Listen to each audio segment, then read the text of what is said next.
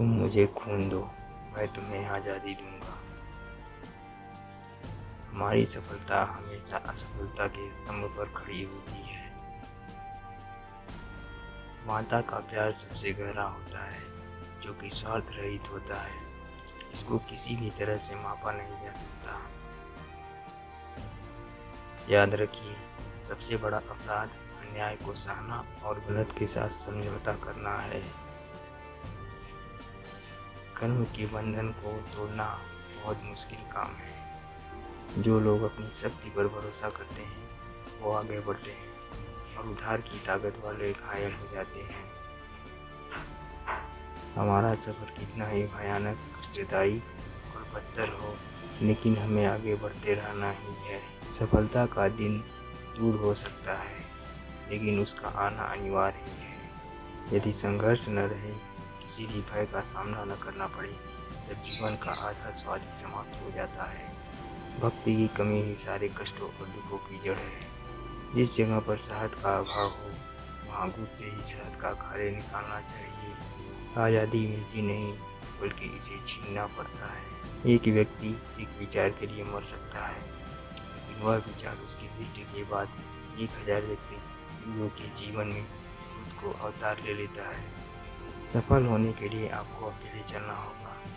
लोग तो तब आपके साथ आ जाते हैं जब आप सफल हो जाते हैं। ये हमारा कर्तव्य है कि हम अपनी स्वतंत्रता का मोल अपने खून से चुकाएं। हमें अपने बलिदान और परिश्रम से जो आज़ादी मिले, हमारे अंदर उसकी रक्षा करने की ताकत होनी चाहिए। जिस इंसान के अंदर सनक नहीं होती, वो कभी महान नहीं बन सकता, लेकिन इसके अलावा उसके अंदर और भी कुछ और होना चाहिए। हम संघर्षों और उनके समाधानों द्वारा ही आगे बढ़ते हैं। अच्छे विचारों से हमारी कमजोरियाँ दूर होती हैं, इसलिए हमें हमेशा अपनी आत्मा को उच्च विचारों से प्रेरित करते रहना चाहिए। यदि आपको अल्पकालिक रूप से झुकना पड़े, तो वीरों की भांति झुकना। जो भी तुम कुछ करते हो, ये तुम्हारा कर्म है। इसमें किसी भी प्रकार का कोई बंटवारा नहीं होता। इसका फल भी तुम्हें ही भोगना होता है। जीवन में प्रगति का मतलब यह है कि शंका संदेह उठते रहें और उनके समाधान के प्रयास का क्रम चलता रहे। चरित्र का निर्माण ही छात्रों का मुख्य कर्तव्य है। हमें केवल कार्य करने का अधिकार है, कर्म ही हमारा कर्तव्य है।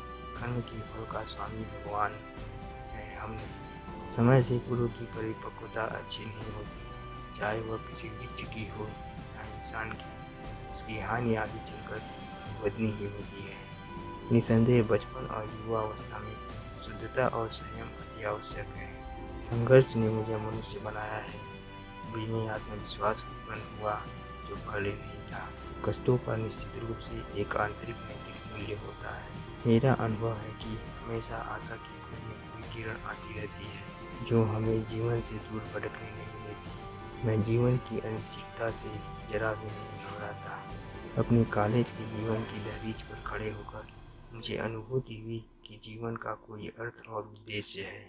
मुझे जीवन में एक निश्चित लक्ष्य को पूरा करना है।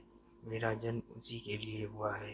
मुझे नैतिक विचारों की धारा में नहीं बहना है। बेकार की बातों में समय गंवाना मुझे जरा भी पसंद नहीं लगता। मेरे अंदर जन्मजात प्रतिभा तो नहीं थी, परंतु कठिन परिश्रम से बचने की प्रवृत्ति मुझ में कभी नहीं रही थी। मैंने अपने जीवन में कभी भी चाटुकारिता नहीं की है।